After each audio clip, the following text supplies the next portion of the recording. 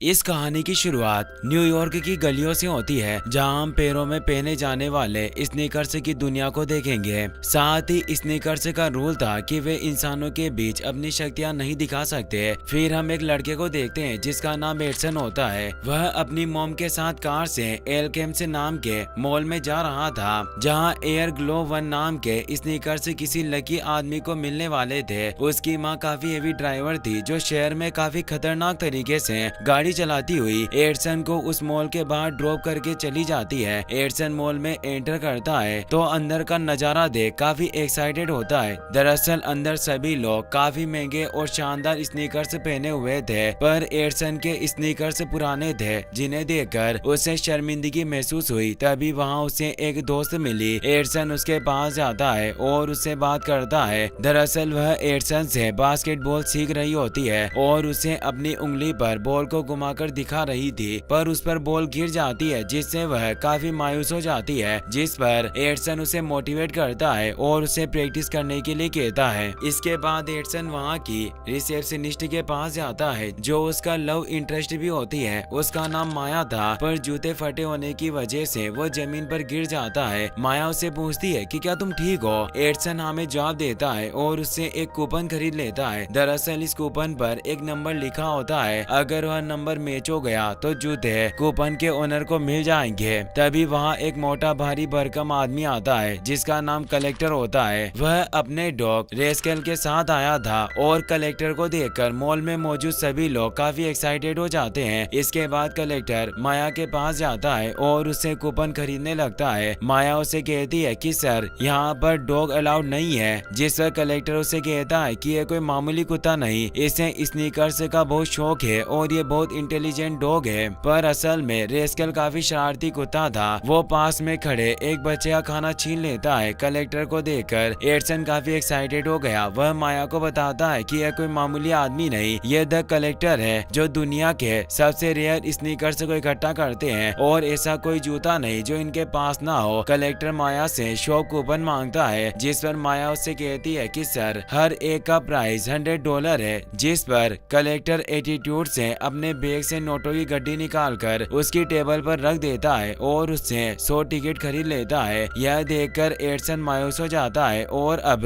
उसे स्नीकर्स जीतने की उम्मीद खत्म हो जाती है। इसके बाद वहाँ का डीजे सभी को स्टेज के पास आने के लिए कहता है, क्योंकि अब कूपन का रिजल्ट आने वाला था। अब हमें वो जूते दिखाए जाते हैं, जिसमें से एक जूते का नाम टाई होता है और दूसरे जूते का नाम मैगजीन होता है। मैगजीन टाई से कहती है कि आखिरकार अब हमारा कोई मालिक होगा, जिस पर टाई कहता है कि मुझे यहाँ से कहीं नहीं जाना, मेरे लिए यही जगह ठीक है। दरअसल टाई और मैगजीन एक बहुत ही प्रीमियम स्नीकर्स थे, जिनमें गोल्ड जैसे रियल मेटल का इस्तेमाल किया गया था और सिर्फ इनकी एक ही कॉपी बनाई गई थी, जिसे टाई और एयर ग्लो 1 नाम दिया गया। इसके बाद स्नीकर्स को सभी लोगों के सामने लाया जाता है, जिन्हें देखकर सभी लोग पागल हो जाते हैं। अब कूपन का नंबर रिवील होता है। शुरू के 4 नंबर तो जब रिवील होते हैं तो कलेक्टर काफी कॉन्फिडेंट रहता है, क्योंकि वह चारों नंबर उसके कूपन से मैच कर रहे थे। पर जब आखिरी नंबर रिवील होता है तो सबको पता चल जाता है कि यह जूते एडसन जीत चुका है। एडसन को वह जूते दे दिए जाते हैं, पर कलेक्टर अपनी हार से काफी गुस्से में होता है। उसके बाद एडसन अपनी मॉम के साथ स्नीकर्स लेकर जाने लगता है। तभी उसके पास कलेक्टर आता है और वह उसे स्नीकर्स को बेचने के लिए कहता है, पर एडसन उसे मना करते हुए कहता है कि यह जूते बिकाऊ नहीं है। जिस पर कलेक्टर उसे काफी सारे पैसे ऑफर करता है और उसका सिलेक्शन बास्केटबॉल टीम में करने के लिए भी ऑफर देता है, पर एडसन उसके ऑफर को मना कर देता है। जिस पर कलेक्टर उसे धमकाने लगा। तब एडसन की माँ उसे रोक देती है और उसे कहती है कि आप भीख मत मांगो। जिस पर कलेक्टर उससे कहता है कि मैडम, यहाँ पर भीख कोई नहीं मांग रहा, मैं बस इसे प्यार से समझाना चाहता था। एडसन अपनी माँ के साथ घर आ जाता है। एडसन उन जूतों को पहनकर बास्केटबॉल खेलने लगता है, जिससे वह जूते गंदे हो जाते हैं। एडसन उन जूतों को उतारकर एक टेबल पर रखकर कमरे में चला जाता है। उसके बाद टाई मैगजीन से कहता है कि उसकी हिम्मत कैसे हुई, जिसने गंदे पैर मेरे अंदर डाले। पर मैगजीन को एडसन पसंद आ गया था। टाई उसे कहता है कि मैं इसके साथ में नहीं रह सकता और वहाँ से भागने का प्लान बनाता है। टाई कमरे में लगी एक खिड़की को खोलने लगता है और वो खिड़की का लॉक खोल देता है, पर तभी टाई और मैगजीन को पता चलता है कि कोई नीचे से वहाँ आ रहा है, तो इसलिए वे अपनी जगह पर वापस चले जाते हैं। तभी उस खिड़की से कलेक्टर और रेस्केल आते हैं। वे यहाँ इन जूतों को चुराने के लिए आए होते हैं। कलेक्टर इन जूतों को चुरा लेता है और अपनी बाइक पर बैठकर वहाँ से निकल जाता है। जब एडसन वहाँ आता है तो उसे पता चलता है कि कोई उसके जूते खिड़की से चुरा कर ले गया है। यह देखकर एडसन काफी अपसेट हो जाता है। इसके बाद कलेक्टर उन जूतों को अपनी बाइक पर लगे एक बॉक्स पर रख देता है और वहाँ से भागने लगता है। टाई तो अपनी आजादी से बहुत खुश होता है और मैगजीन से कहता है कि अब फाइनली हम आजाद हो गए हैं। पर मैगजीन उससे गुस्से में कहती है कि क्या तुम्हें समझ नहीं आ रहा कि हमें कोई चोरी कर रहा है और तुम खुश हो रहे हो। पर मैगजीन टाई को जबरदस्ती बाइक से उतारने लगती है, पर टाई किसी भी तरीके से उसके साथ चलने के लिए राजी नहीं होता और इस भागम दौड़ में बाइक एक स्पीड ब्रेकर से उछल जाती है, जिससे टाई बाइक पर से गिरकर मैगजीन से बिछड़ जाता है। कलेक्टर अपने ऑफिस आ जाता है जहां उसका मालिक फोरगेर उसे जूते दिखाने के लिए कहता है, पर जब कलेक्टर बॉक्स को खोलता है तो उसमें सिर्फ एक ही जूता मिलता है, जिस पर फोरगेर उस पर गुस्सा करता है और उसे दूसरा जूता ढूंढने के लिए कहता है। दूसरी तरफ टाई एक बिजली के तार पर लटका हुआ था, जिसे वहां से जेबी नाम का जूता उतरने में मदद करता है, पर जेबी की नीयत ठीक नहीं होती। वह टाई की बॉडी पर लगे गोल्ड को निकाल कर बेचना चाहता था, इसीलिए वह उससे दोस्ती कर लेता है। टाई उसका प्लान नहीं समझ पाता और उसके साथ रहने लगता है। दूसरी तरफ मैगजीन कलेक्टर के ऑफिस से भागने की कोशिश करती है, पर रूम में लगे लोग की वजह से भाग नहीं पाती।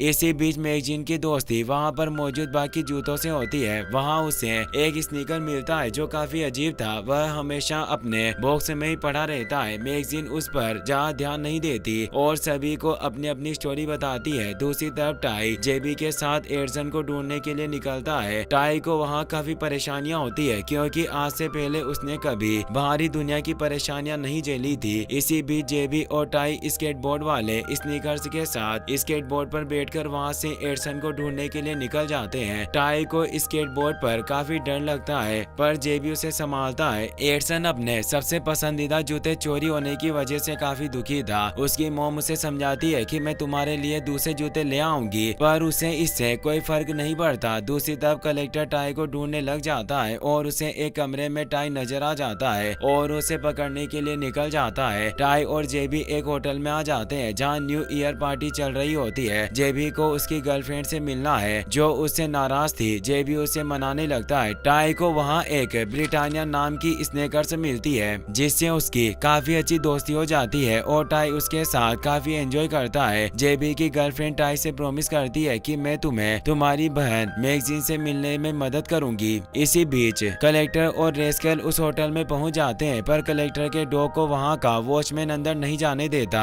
जिस पर कलेक्टर अपना दिमाग लगाकर रेस्केल को होटल के अंदर भेज देता है। रेस्केल को देखकर वहां के सारे स्नीकर्स भागने लगते हैं और जेबी की गर्लफ्रेंड टाई से कहती है कि तुम मुझे गटर मॉल में मिलो, मैं वहीं तुम्हारी मदद कर सकती हूँ। इसके बाद रेस्केल टाई और जेबी पर हमला कर देता है। दोनों से छुपाने लगते हैं, पर रेस्केल उन्हें ढूंढ लेता है। फिर जेबी टेबल पर रखे केक को देखता है और एक प्लान बनाता है। फिर जेबी रेस्केल को अपने पीछे भगाता है। इसी बीच वह टाई को रेस्केल के ऊपर गिरने के लिए कहता है। पहले तो टाई उसके प्लान को नहीं समझ पाता, पर बाद में वह समझ जाता है और उस केक को रेस्केल के ऊपर गिरा देता है, जिससे रेस्केल खाने में लग जाता है। इससे जेबी और टाई को होटल से भागने का मौका मिल जाता है और वे दोनों होटल से बाहर निकल जाते हैं। इसके बाद जेबी अपने दो स्केटबोर्ड वाले दोस्तों को बुलाता है और दोनों एडसन के घर की तरफ निकल जाते हैं। फिर दोनों एक बस की छत पर बैठकर जाने लगते हैं। तभी वहाँ सनसेट होता है, जिसका नजारा देखकर टाई काफी खुश होता है, क्योंकि आज से पहले उसने कभी सनसेट नहीं देखा था। जेबी टाई को अपनी लव स्टोरी बताता है कि वह कैसे अपनी गर्लफ्रेंड से मिला और वह उससे कितना प्यार करता था, पर बदकिस्मती से उन दोनों को अलग होना पड़ा। जेबी अपनी स्टोरी को याद करके इमोशनल हो जाता है। टाई जेबी को समझाता है कि तुम दोनों वापस जरूर मिलोगे। टाई और जेबी अब बेस्ट फ्रेंड बन जाते हैं। दूसरी तरफ कलेक्टर और उसका डॉग रेस्केल अपने ऑफिस वापस लौट आते हैं। इसके बाद कलेक्टर अपने स्नीकर से कलेक्शन रूम में जाता है। कलेक्टर की आवाज सुनकर सारे स्नीकर्स अपनी जगह पर वापस चले जाते हैं, पर मैगजीन वहीं पर पड़ी रहती है। कलेक्टर उसे वहां से उठाकर उसकी जगह पर रख देता है। तभी कलेक्टर को उसके बॉस फोरगर का फोन आता है, जिसे अटेंड करने के लिए कलेक्टर दूसरे रूम में जाने लगता है। इसी मौके का फायदा उठाकर मैगजीन उस गेट से निकल जाती है और रेस्केल की नजरों से बचकर उस कमरे में जाती है जहां कलेक्टर फोरगर से बात कर रहा था। फोरगर कलेक्टर से पूछता है कि तुम मेरा फोन क्यों नहीं उठा रहे थे और दिन भर तुम कहाँ थे। कलेक्टर बताता है कि वो स्नीकर्स को ढूंढने के लिए गया था। इस पर फॉरगेर उस पर गुस्से से कहता है कि तुम मुझे बेवकूफ बना रहे हो, तुम्हारा ध्यान उन स्नीकर्स को ढूंढने में नहीं है, तुम उस होटल में पार्टी करने गए थे। यह बात सुनकर कलेक्टर उससे गुस्से में कहता है कि मुझे तुम्हारे लिए अब और कोई काम नहीं करना, अब तुम किसी और से अपना काम करवा लो। इस पर फॉरगर को उस पर काफी गुस्सा आता है और वह उसके ऑफिस के सिस्टम को हैक कर लेता है। कलेक्टर जल्दी से भागकर अपने स्नीकर्स कलेक्शन रूम में जाता है और पासवर्ड को डालता है, पर फॉरगेर ने उस रूम को भी हैक कर लिया था। मैगजीन ने कलेक्टर को पासवर्ड डालते हुए देख लिया था और अब उसे पासवर्ड पता चल गया था। इसके बाद कलेक्टर फॉरगेर से बात करने के लिए आता है तो फॉरगेर अपने मैकेनिकल आर्म्स की मदद से उसके एक स्नीकर्स को काटने लगता है। कलेक्टर अपने स्नीकर्स से काफी प्यार करता है, इसीलिए वह फॉरगेर से अपने किए पर माफी मांगता है और उसके सामने गिड़गिड़ाने लगता है, जिस पर फॉरगेर उसे धमकी देता है कि अगर तुमने अब मुझसे झूठ बोला तो तुम्हारा अंजाम ठीक नहीं होगा और तुम्हारे पास सिर्फ 24 आवर्स है, तुम्हें किसी भी तरीके से उन स्नीकर्स को ढूंढकर मेरे पास लाओ। कलेक्टर रेस्केल्स को जगाने लगता है, पर केक खाने की वजह से वह खर्राटे मारकर सो रहा था, इसीलिए कलेक्टर अकेले ही इस मिशन पर चला जाता है। इसके बाद मैगजीन अपने स्नीकर्स दोस्तों के पास वापस आ जाती है और उन्हें कलेक्टर और फॉरगेर की सारी सच्चाई बताने लगती है कि कैसे फॉरगेर और कलेक्टर मिलकर स्नीकर्स को इकट्ठा करके उन्हें बीच में से काटकर उनकी सोल को निकालकर ब्लैक मार्केट में सेल करते हैं। यह सुनकर सारे स्नीकर्स डर जाते हैं। मैगजीन उनसे कहती है कि एडसन हमें इस मुसीबत से बचा सकता है, हमें किसी भी तरीके से उससे कांटेक्ट करना होगा। दूसरी तरफ जेबी और टाई बस की मदद से गटर मॉल पहुंच जाते हैं। जेबी टाई को बताता है कि मैंने तुमसे दोस्ती तुम्हें कलेक्टर को बेचने के लिए की थी, जिससे मैं उसके साथ काम कर सकूं, पर तुम्हारे साथ रहने के बाद मेरा दिल बदल गया और अब तुम मेरे सच्चे दोस्त बन गए हो। ये सुनकर टाई का दिल टूट जाता है, क्योंकि वो तो शुरू से ही उसे सच्चा दोस्त मानता था, पर जेबी तो उसे बेचना चाहता था। इसीलिए अब टाई अकेले ही मैगजीन को ढूंढने जाने का डिसाइड करता है और जेबी को उसके पीछे आने से मना करता है और अपनी बॉडी पर लगे एक गोल्ड स्टिकर को भी निकाल कर उसे दे देता है। तभी वहाँ बारिश होने लगती है। टाई मॉल के अंदर पहुँच जाता है जहाँ उसे ब्रिटानिया मिलती है। इसी बीच एक आदमी टाई की फोटो खींचकर इंटरनेट पर अपलोड कर देता है, जिससे कलेक्टर को उसकी लोकेशन मिल जाती है। जेबी चलते चलते एक गली में पहुंचता है जहां उसे किसी के रोने की आवाज आती है और जब वह देखता है तो वहां उसे एक स्नीकर्स मिलता है जो बीच में से फटा हुआ था। वह स्नीकर्स उसे बताता है कि मेरा यह हाल फॉरगेर ने किया है। दरअसल वह महंगे जूते के इम्पोर्टेंट पार्ट्स को निकालकर उन्हें बेच देता है और उसके पास काफी सारे स्नीकर्स हैं जिन्हें वह मारकर काट कर बेच देगा,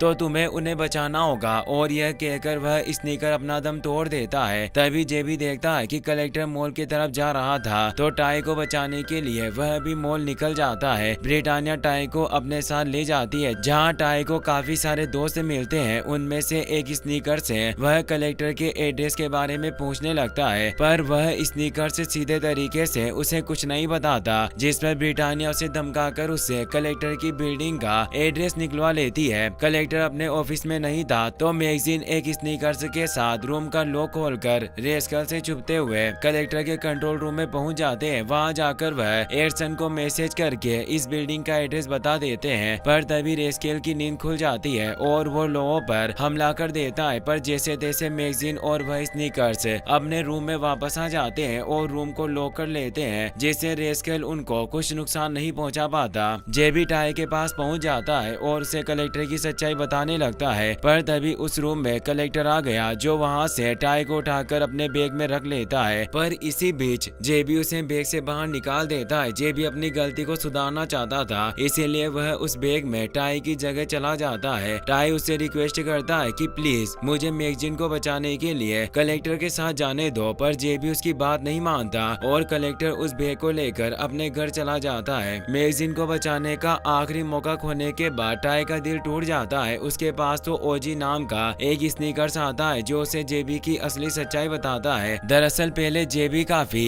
रेस्पेक्टेड स्नीकर्स था, जिसे एक प्लेयर पहना करता था, पर एक गलती की वजह से वह एक मैच हार गया, जिससे उस प्लेयर की काफी बदनामी होती है। तो गुस्से में प्लेयर जेबी को फेंक देता है। यह सुनकर टाई को काफी बुरा लगता है। इसके बाद टाई ब्रिटानिया और एक स्नीकर्स जिसने कलेक्टर का एड्रेस बताया था, वह तीनों कलेक्टर की बिल्डिंग बिल्डिंग की तरफ निकल जाते हैं। उसे कुछ दूर चलने के बाद पता चलता है कि उन्हें एक जंगल के बीच में से निकलना था, पर उस जंगल में खतरनाक चूहे रहा करते थे और उन्हें देखकर तीनों डर जाते हैं। पर तभी वहाँ ओजी और बाकी स्नीकर्स उनकी मदद करने के लिए आ गए। सब आगे बढ़ते हैं, उन पर चूहे हमला करते हैं, पर वे लोग काफी अच्छे से उनका मुकाबला करते हैं। इसी बीच टाई और ब्रिटानिया को काफी सारे चूहे घेर लेते हैं, तो उनसे बचने के लिए वह एक स्टेचू पर चढ़ जाते हैं, पर वो चूहे उस स्टेचू पर भी आ गए। टाई मदद के लिए अपने स्केटबोर्ड दोस्तों को सीटी मारकर बुला लेता है और उनकी मदद से वहां से बच जाता है। दूसरी तरफ एडसन उस बिल्डिंग के नीचे खड़ा होकर अपने स्टिकर के आने का इंतजार कर रहा था, पर उससे मिलने कोई नहीं आता। दूसरी तरफ कलेक्टर अपने घर पहुंचता है तो वह देखता है कि फॉरगर उसका इंतजार कर रहा था।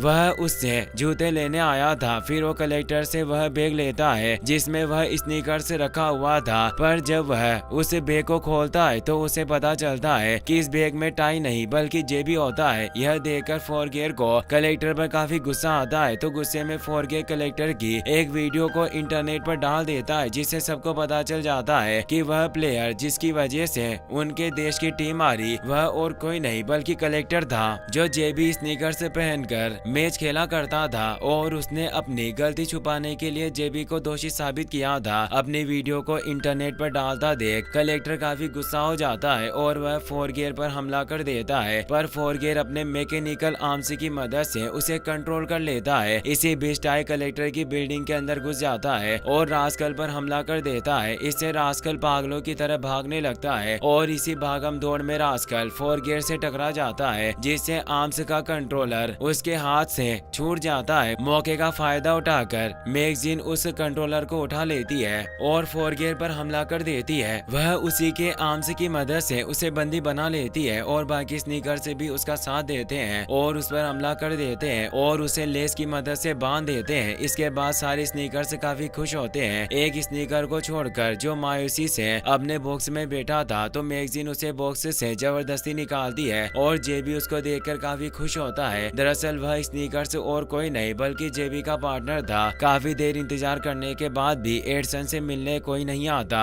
जो उसके स्नीकर्स को लाने वाला था, जिससे निराश होकर एडसन वहां से कार में बैठकर चला जाता है, क्योंकि आज उसका काफी इम्पोर्टेंट मैच था। टाई और मैगजीन जब खिड़की से देखते हैं कि वो वापस जा रहा है तो वह उससे मिलने के लिए आने लगते हैं, पर तभी वहाँ कलेक्टर आ जाता है, जिससे सारे जूते अपनी जगह पर गिर जाते हैं। कलेक्टर की नजर जब टाई और उसके स्नीकर्स पर पड़ती है तो उसे देखकर उसे अपनी गलती का एहसास होता है। एडसन का मैच शुरू हो जाता है, पर फटे जूते होने की वजह से वह बॉल को बास्केट में नहीं डाल पाता, जिससे वह काफी निराश होता है और अपने स्नीकर्स पर टेप लगाने लगता है। पर तभी वहाँ कलेक्टर उससे मिलने आता है और उसे वह जूते का बॉक्स देकर उससे माफी मांगता है। यह देखकर एडसन काफी खुश हो जाता है और अब एडसन वो जूते पहनकर मैच खेलने लगता है और उसमें जादुई शक्तियां आ जाती है और उसकी टीम जीत जाती है। कलेक्टर और उसकी माँ उनके लिए काफी चीयर करते हैं और यहीं पर इस मूवी की हैप्पी एंडिंग हो जाती है।